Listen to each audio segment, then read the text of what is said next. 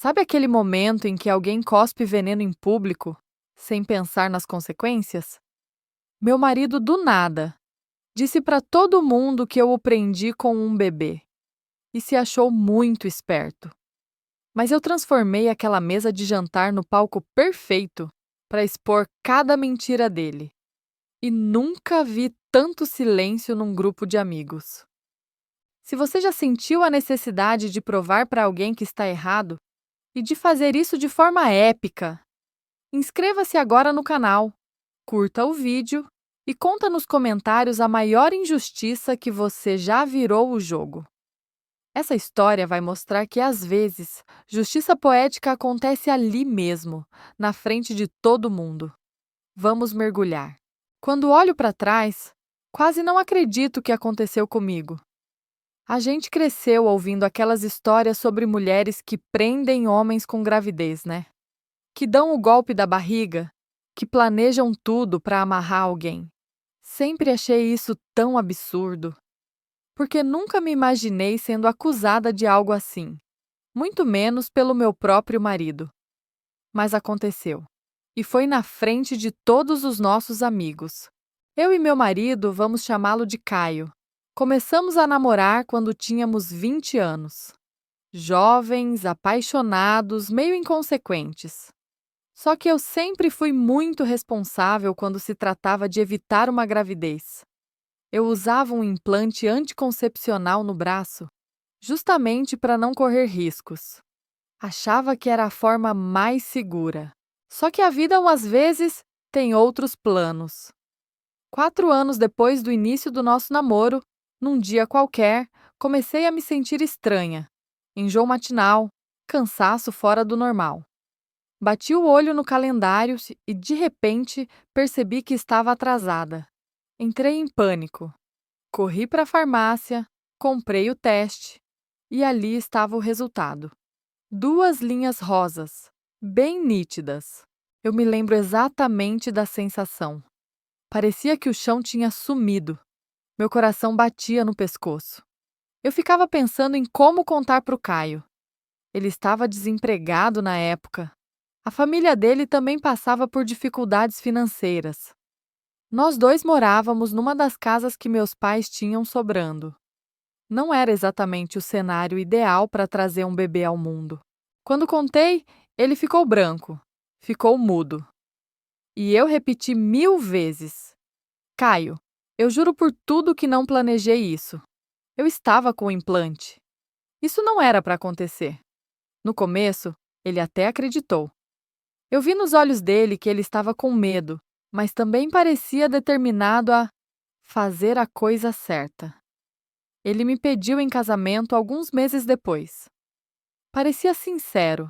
A gente se casou, compramos uma casa. Boa parte paga pelo meu dinheiro, confesso. E nos anos seguintes, tivemos mais 2 filhos. Sempre achei que tínhamos superado aquele começo difícil. Até a semana passada. Estávamos jantando com alguns amigos. Nada demais. Pizza, cerveja, conversas aleatórias sobre trabalho, filhos, viagens. O tipo de noite que ajuda a gente a escapar um pouco do peso da rotina. O clima estava ótimo. Até Caio resolver abrir a boca. Ele tinha bebido algumas cervejas a mais. Estava rindo alto, interrompendo todo mundo, se achando o centro das atenções. E então, do nada, soltou a bomba. Ele disse, num tom meio risonho, mas venenoso: Pois é, todo mundo acha que essas histórias só acontecem com os outros, mas olha eu aqui. Fui preso com um bebê. O barulho de talheres contra pratos parou. Um silêncio incômodo se espalhou pela mesa. Senti os olhares se voltando para mim. A pizza ficou parada no meu garfo. Eu tremi. O sangue subiu direto para o meu rosto. E por um segundo, tive vontade de enfiar a cara no guardanapo e sumir. Mas também senti algo crescer dentro de mim. Uma raiva tão intensa que parecia eletricidade passando pelos meus ossos. Minha voz saiu calma, quase fria, quando perguntei: O que você está falando, Caio? Ele fez aquela risadinha desconfortável, meio bêbado. Ah, sei lá. A gente namorou 4 anos, nada de filho. Do nada, você aparece grávida. Esquisito, né?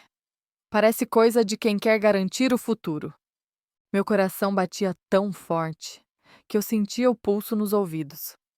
Olhei para os meus amigos. Eles estavam de olhos arregalados, claramente desconfortáveis. Eu sabia que, se eu deixasse barato, aquilo ia ficar pairando no ar, aquela sementinha da dúvida sobre o meu caráter. E isso, para mim, era inaceitável. Então me inclinei para frente na mesa e disparei. Garantir o futuro, Caio? Você tá falando sério? Vamos analisar então. Eu te prendi com um bebê. Por quê? Por causa do seu dinheiro? Soltei uma risada seca. Me lembra quanto você tinha na conta na época? Ou melhor, lembra quem pagava o aluguel da casa onde a gente morava? O Caio ficou mudo. E eu continuei, sem parar para respirar. Eu te prendi com um bebê por causa da sua casa? A casa era dos meus pais, Caio. Você não tinha nem onde morar. Ou será que eu te prendi com um bebê para ter acesso ao teu carro? Ergui as sobrancelhas. Porque, se não me engano, você nem carteira de motorista tinha. A mesa ficou gelada. Parecia que todo mundo tinha parado de respirar. O rosto do Caio estava completamente vermelho, os olhos arregalados, e por um instante ele abriu a boca para falar. Mas não saiu nada. Eu não terminei ainda. Inclinei-me ainda mais perto e disse bem devagar: Então me responde, Caio. Se eu queria tanto te prender, por que diabos você é quem me pediu em casamento? Ele só abaixou os olhos. Não disse nada. O silêncio era tão pesado que parecia que alguém tinha colocado um vidro grosso entre a gente e o resto do restaurante. Eu não sei quanto tempo ficamos assim, mas aos poucos os amigos começaram a tossir, fingir olhar o cardápio, mudar de assunto. Mas eu percebi que a partir dali eles me olhavam diferente, e não de um jeito ruim. Eu senti que eles entenderam que eu não tinha nada a esconder. Terminamos o jantar no piloto automático. Caio não falou mais nada. Os amigos ainda tentaram puxar assunto, mas a tensão estava estampada na cara de todo mundo. E assim que entramos no carro, ele ficou totalmente calado. Parecia uma criança que tinha sido pega aprontando. No dia seguinte, ele começou a me dar o famoso tratamento do silêncio. Respostas monossilábicas, sem contato visual. Só falava comigo o mínimo necessário. Nem os filhos ele parecia querer encarar direito. E foi aí que me bateu outra onda de revolta. Porque, veja bem, tudo isso não foi apenas sobre uma piada infeliz.